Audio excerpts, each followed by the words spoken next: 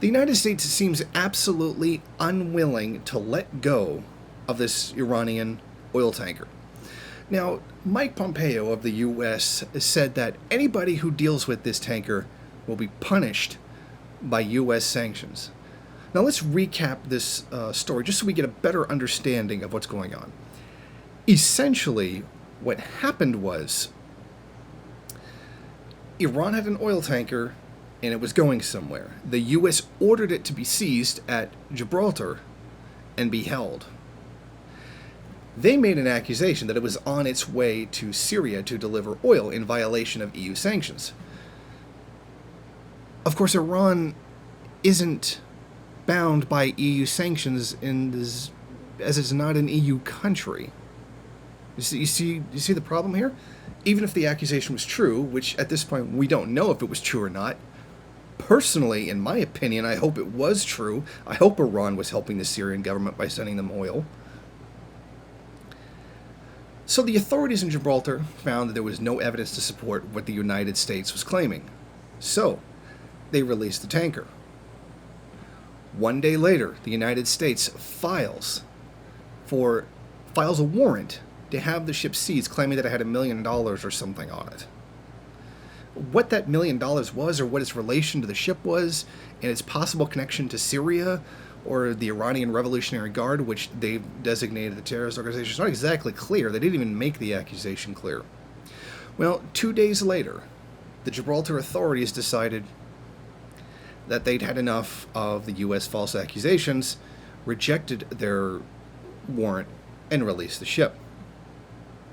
Then it became kind of obvious to most people, that the U.S. was going to send some kind of ship into international waters and seize it, even though that would be illegal, but the U.S. would justify it saying that they had a warrant. So, knowing this was a very good possibility, Iran decided to send a warship to escort it. Well, the U.S. decided that maybe a war in international waters wasn't a very good idea. And considering that it probably wouldn't be in international waters very long, but very much close to the territorial waters of many countries as it was passing through, as would many ships in this situation. And starting a war in somebody else's country who wasn't even involved in the conflict is that's a bad thing to do. So, the U.S. backs down on the idea of sending in a warship to seize the Iranian oil tanker. But they still cannot let go. They cannot accept the fact that they lied. So, now the U.S. is threatening anyone who takes in this oil tanker. Let's say it just docks somewhere to refuel. That place, wherever that may be, is now going to be under U.S. sanctions because they dared accept a ship to port, even though it wasn't doing any trade there and it was just refueling. That's where the United States is going with this. This is how petty it's getting. The world is looking at their accusations and are getting fed up with it. People are fed up with U.S. Trade tariffs. China's considering the nuclear option.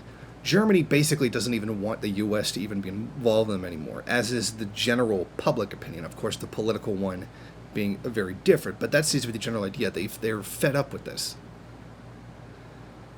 The DPRK has basically called off any kind of peace talks. China threatens the nuclear option. Venezuela is outright saying that if you attempt to embargo us with warships, we'll shoot at them. As they should. Everybody's had enough of this. One of the things that Obama had was the ability to make this all look professional and well done and intelligent and not stupid. But Trump doesn't have that. He can't give you that veneer of a guy who knows what he's doing. So,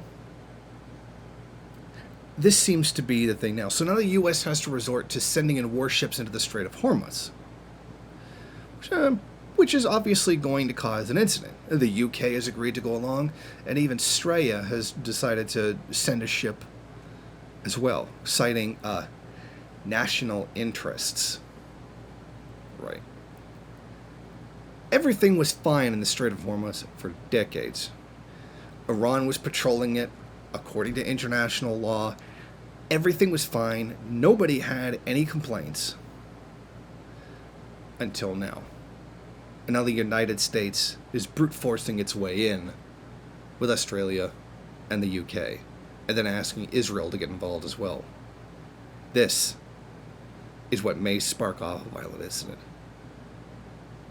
But as you can see, even something as small as trying to detain this oil tanker is something the United States cannot let go. They've lost. Gibraltar doesn't care. International courts don't care. They know they're lying. They know the U.S. is lying. They're not gonna give in to them, and they still cannot let go. They have to obsessively target this oil tanker.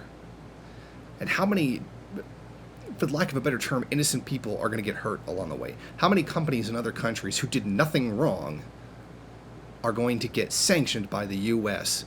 because the U.S. is too petty to just simply let go? Now, I understand the U.S. is going to continue its war, its hostility against Iran. But this whole thing over the tanker is lost, and they can't let go. The war in Afghanistan is lost, and they will not let go.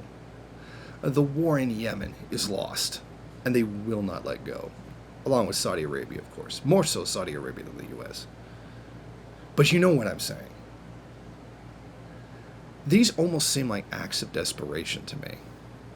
It almost seems like the U.S. has been losing for a while, and they've got to draw a line somewhere. Okay, we're not backing down this time. We cannot afford to let anything go anymore, even if it's already lost.